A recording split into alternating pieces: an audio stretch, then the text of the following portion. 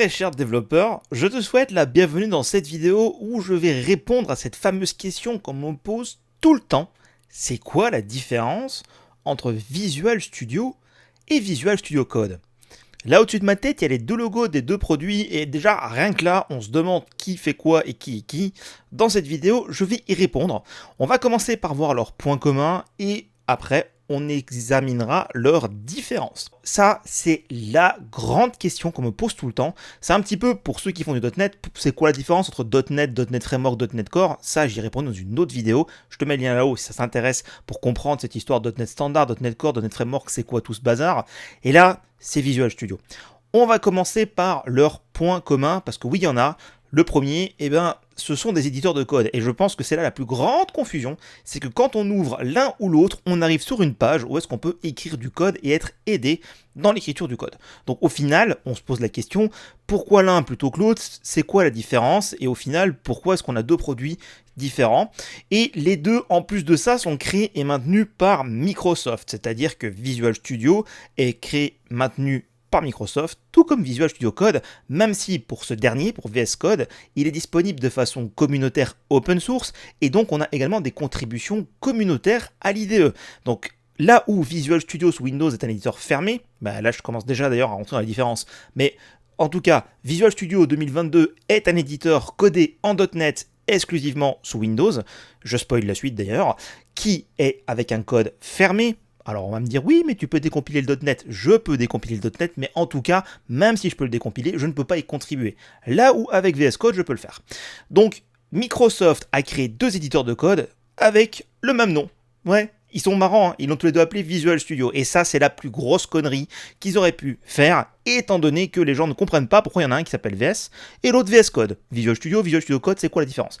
Donc c'est pour moi une erreur stratégique monumentale. Alors, à titre personnel, vu qu'on me pose tout le temps la question, je me dis pourquoi ils n'ont pas appelé l'autre éditeur, je sais pas, avec un autre nom que Visual Studio. Pourquoi avoir donné le même par rapport à l'éditeur historique? Parce que Visual Studio sous Windows, qui permet de faire des applications .NET et C++, il a quand même quelques années. La première version est sortie en 2005, Visual Studio 2005, on est 2008, 2010, ainsi de suite. Pourquoi avoir créé un éditeur qui s'appelle Visual Studio Code? Donc ça, c'est, on va dire, c'est le point commun, c'est le nom, qui pour moi est une erreur stratégique parce que ça crée plus de confusion que ça n'apporte de réponse, même si peut-être que Microsoft voulait surfer un petit peu sur la vague du ouais, on a un éditeur super puissant, parce que oui, il faut l'avouer, par rapport à Eclipse notamment, Visual Studio c'est une machine de guerre, donc forcément ils ont peut-être voulu surfer sur le fait que Visual Studio était un excellent IDE, et donc en reprenant le même nom, on part déjà avec du SEO qui est déjà là et des bons avis et tout ça, je sais pas. Mais voilà, le point commun c'est leur nom, à part le petit code à la fin, si on le vire, on voit pas la différence, et t'as remarqué que leur logo c'est quasiment le même, ils ont juste dit bon on va quand même pas faire tout à fait le même, donc on va changer la couleur. Première chose, alors ils ont des artistes vraiment géniaux parce qu'ils ont changé la couleur et puis ils ont dit ouais mais on va enlever un petit bout aussi là, c'est les features qu'on mettra pas dans VS Code, on va enlever ça du logo. Enfin je sais pas pourquoi d'ailleurs ils n'auraient pas fait un logo différent. VS Code, pourquoi ne pas avoir utilisé un V ou un truc comme ça plutôt qu'encore une fois le symbole de l'infini qui représente Visual Studio depuis des années, surtout que là on est arrivé à un niveau où le logo de Visual Studio est celui qu'il est aujourd'hui. Si tu fais des recherches dans Google, que tu cherches Visual Studio 2010, 2012, 2013, 2015, 2017, 2019, il y en a eu quand même pas mal, hein. Et tu verras que le logo a évolué au fil du temps. Par exemple, celui de 2010, c'était un 8, c'était le symbole de l'infini, on aurait même cru que c'était les gars de Mario Kart qui l'avaient sorti, et il était bleu et violet. Donc au final, ça a évolué petit à petit pour devenir ce fameux truc moderne anguleux qu'on a aujourd'hui. Mais à part ça, c'est très différent. On va commencer par VS 2022. Donc comme je l'ai dit tout à l'heure, je me suis spoilé, il est exclusivement sous Windows. Alors, ceux qui vont venir pinailler, oui mais il y a une version Mac. La version Mac, elle est morte. Microsoft l'a abandonnée et globalement, la solution officielle de Microsoft, si vous voulez aller développer sous Mac ou sous Linux, ils vont vous dire vous avez VS Code. Donc Visual Studio 2022, c'est un éditeur sous Windows. Il n'y a aucune ambition à ce jour publique de Microsoft d'aller marcher sur les plates-bandes de macOS ou de Linux avec cette IDE. Et pourquoi il est exclusivement sous Windows? Déjà pour une raison historique, parce que forcément au début .NET c'était que Windows, ça s'est ouvert il y a quelques années, mais à la base .NET c'est que Windows. En plus de ça, il est codé en WPF, il a été totalement recodé en WPF entre 2008 et 2010, enfin tout du moins entre les versions de 2008 et 2010, 10 pour être précis, afin d'avoir tous les apports apportés par WPF et Windows Vista. Alors oui, j'ai dit Windows Vista, beaucoup vont dire ouais, c'est une catastrophe cet OS, mais il a apporté énormément de choses par rapport à ce genre de choses au niveau, on va dire, du bas niveau du système. C'est sûr que si on regarde au-dessus et que les gens ont dû jeter leur vieux PC Windows XP, bah forcément ça fait des mécontents. Mais bon bref, je ferme la parenthèse. Donc, il est en .NET. Aujourd'hui, il y a un gros effort des équipes de dev pour rendre le plus satellitaire possible énormément de choses de l'IDE, ce qui veut dire que si on regarde dans l'explorateur de processus aujourd'hui, qu'on voit Visual Studio 2022, on voit qu'il y a 20, 30, 40 processus qui sont lancés par Visual Studio, qui sont codés en .NET ou dans d'autres technologies, qui vont en fait communiquer avec l'éditeur principal. Donc c'est un petit peu comme Rider le fait avec le service ReSharper. Dans l'idée, c'est de profiter d'extraire des morceaux de l'IDE principal, mais l'IDE principal, le cœur, lui, reste en .NET Framework, donc la version sous Windows, et c'est pour ça qu'il est bloqué sous Windows. Et Microsoft n'a pas du tout l'ambition aujourd'hui d'aller utiliser une techno cross-platform, GTK, MAUI ou n'importe laquelle, pour aller réécrire VS 2022. C'est pas du tout dans les plans, donc si tu veux travailler avec cette IDE, eh ben tu bosses sous Windows. Voilà. C'est un éditeur, dès qu'on l'installe, bien sûr, il faut cocher les bonnes cases pendant l'installeur. Donc, exception faite de ça, on a le support natif de C#, VB et C++. Ouais, il paraît aussi qu'il y aurait du support de Python et JavaScript. Bon, je le cherche encore, parce que historiquement, c'est C# et C++, enfin tout du moins .NET et C++ pour faire simple. D'ailleurs, pour avoir bossé récemment avec VS 2022 en VB.NET, malgré moi, on peut pas dire non plus que le support soit au niveau de C#, donc pour moi, VS 2022, c'est un éditeur C#, C++, VB.NET, c'est... voilà. JS, je vais pas trop m'étendre sur la question. Et Python, bah, moi franchement, si je penserais à faire du Python, j'irais pas choisir VS 2022, personnellement. Mais bon, voilà. Par contre, c'est un support natif. Ce qui veut dire que tu installes Visual Studio, tu coches, ouais, je veux faire des sites web en C# ou je veux développer en C++, tu coches la case dans l'installeur, un clic.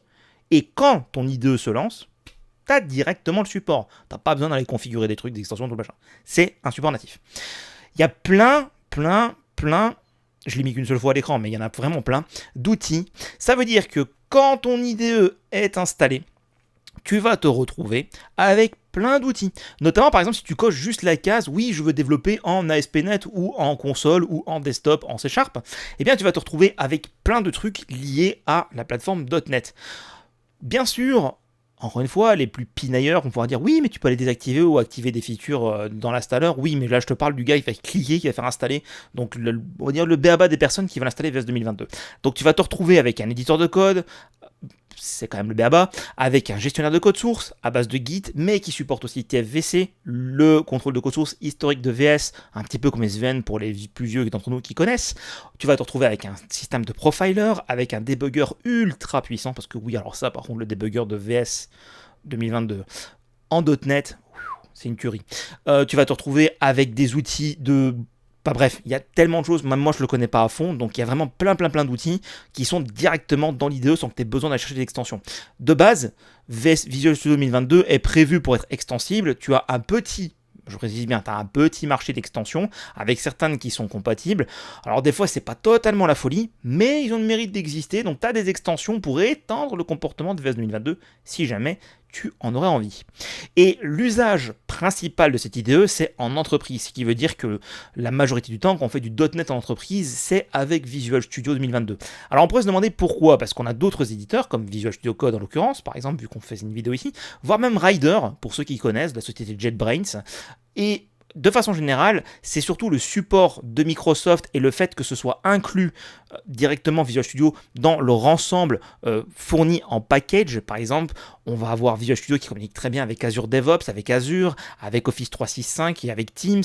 Donc dans l'idée, en fait, c'est un écosystème cohérent. Donc Visual Studio fait souvent partie du package. Les entreprises qui achètent des éléments liés à Microsoft vont mettre un petit peu plus d'argent pour avoir VS, et on aura également tout le support de Microsoft autour de l'éditeur.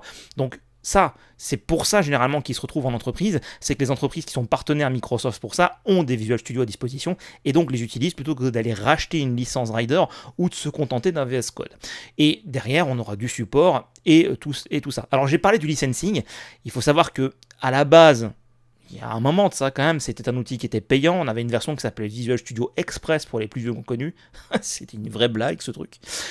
Et depuis 2015, ou 2017, bref, depuis cette version-là en tout cas, ils ont décidé de sortir une version community, donc communautaire, qui est pour monsieur tout le monde, pour les gars qui font de l'open source, ou pour les entreprises qui ne font pas beaucoup de chiffre d'affaires et qui travaillent en .NET. C'est un petit peu grâce à l'impulsion générale de Satya Nadella, le nouveau CEO de Microsoft à l'époque, qui a voulu ouvrir la boîte et pas rester coincé dans l'ère Steve Ballmer, qui préférait verrouiller l'écosystème. Mais bon, ça encore une fois, c'est une discussion politique, je ne rentre pas dedans. Donc comme ça, tu as une image de ce qu'est Visual Studio 2022. Si jamais tu fais du .NET ou du C#, c'est probablement l'outil le plus approprié. Alors je sais d'avance qu'il va y en avoir qui vont dire oui, mais Rider, bah voilà, c'est avec Rider probablement l'idée le plus approprié pour faire du code .NET de qualité de façon efficace et productive.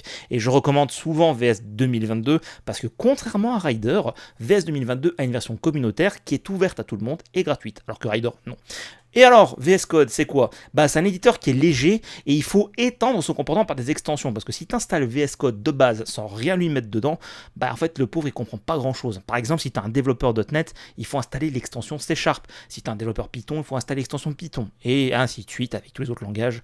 On va pas tous les faire. Donc de base, on a un petit éditeur de code, j'irais même presque à dire un éditeur de texte, mais bon, j'ai pas envie trop de pousser le bouchon non plus. Mais dans l'idée, c'est un petit peu ça, c'est que tu as quelque chose de base, une structure de base, dans laquelle tu peux rajouter du comportement à base d'extensions. Donc là où Visual Studio 2022, enfin tout du moins la version Windows, tout du moins, te donne un écosystème riche et complet dès le début et que si tu veux, tu peux rajouter des extensions pour rajouter des fonctionnalités, VS Code, lui, te donne quelque chose où tu es complètement à poil et que si tu veux commencer à faire des choses avec, tu rajoutes une extension. Et il contient le minimum pour travailler. Je te disais tout à l'heure que Visual Studio a plein d'outils dès que tu l'installes.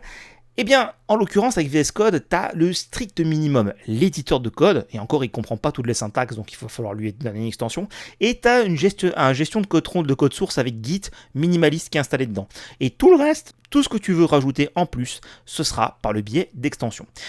Par contre, là où VS 2022 est bloqué sous Windows, Visual Studio Code a été écrit dès le début en JS avec le support d'Electron pour être multiplateforme. Ça, c'était la philosophie de base, c'est de dire enfin un éditeur de code léger, extensible, multiplateforme. Et c'est pour ça aujourd'hui que Microsoft, en fait, la solution officielle qu'il propose quand on veut aller sur d'autres plateformes que Windows pour faire du .NET ou d'autres technologies, ils vont nous renvoyer vers VS Code parce que c'est un de leurs outils officiels. Par contre, il n'a pas, même avec toutes les extensions, alors sinon après il faut vraiment pousser très très fort et je suis pas sûr que ça vaille vraiment le coup, mais on n'aura pas la même expérience et toute la puissance du développement .NET avec Visual Studio Code. C'est très bien pour commencer à travailler avec .NET, c'est très bien pour apprendre la techno, c'est très bien pour débugger ou vite fait faire un petit bout de code par-ci par-là, même des projets de petite ou moyenne envergure, j'ai envie de dire, on peut s'en sortir avec VS Code, mais dès qu'on va arriver sur du projet d'entreprise de grosse envergure avec vraiment des gros besoins en termes de profiling, de debugging et ainsi de suite, VS Code risque de montrer ses limites. Je dis pas que c'est impossible, je dis juste qu'on se met des bâtons dans les roues en utilisant que VS Code. Donc si jamais tu es sous Mac ou sous Linux et que tu commences à être avec des gros projets en .NET, pour moi, VS Code ne fait plus le job et dans ce cas-là, il faut passer à Rider qui est un éditeur professionnel. Donc là, en fait, pour moi, c'est clairement un secteur que Microsoft a complètement foiré et passe complètement à côté. C'est-à-dire qu'on a Visual Studio sous Windows qui permet de faire tout et n'importe quoi pour n'importe qui, donc les débutants, les confirmés, les petites entreprises, les grosses entreprises, tout le monde trouve son compte avec VS 2022 sous Windows. Quand on passe sur du multiplateforme, on a VS Code pour les petits moyens projets ou les personnes qui veulent apprendre le .NET ou apprendre les technologies autour de ce que Microsoft propose, donc typiquement du .NET. Par contre, quand on arrive sur des niveaux d'entreprise, VS Code fait plus le job. Et Visual Studio pour Mac, visiblement, n'était pas du tout une solution parce que si Microsoft l'arrêtait et que vu que ce n'est pas une œuvre caritative, c'est forcément qu'ils ne retrouvaient pas derrière l'investissement qu'ils y mettaient, d'où probablement, c'est un signe pour moi qu'il n'y a pas de grosses entreprises qui travaillent exclusivement sous macOS, parce que sinon je pense qu'ils seraient déjà allés sur le secteur pour faire un éditeur multiplateforme. Donc dans cette vidéo, tu as vu la différence entre les deux. Maintenant, tu peux faire ton choix en fonction de ta techno. Donc en fait, c'est assez simple, hein. Si tu fais pas de C#, enfin si tu fais pas de .NET et tu fais pas de C++, t'as pas grand chose à faire avec Visual Studio tout court, le truc qui est un petit peu violet là, et tu trouveras ton bonheur sur VS Code. Si tu fais du .NET, ça va dépendre de ta plateforme, de tes ambitions, de tes moyens, parce que même si tu as les moyens, peut-être que Rider sera plus approprié que VS Code si t'es sous Mac. Hein. Moi, je dis ça comme ça. En tout cas, c'est ce que je fais installer à mes étudiants parce qu'ils ont des licences étudiants pour Rider sous Mac. Donc VS Code, c'est bien quand on commence, c'est bien quand on a besoin d'un truc rapide ou tester un truc rapidement.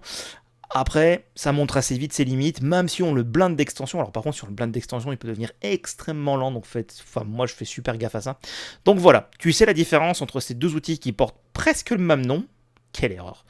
Mais qui sont pas du tout pareils. J'espère que cette vidéo t'a plu, et dans tous les cas, je te retrouve très bientôt pour du contenu autour des techno.net.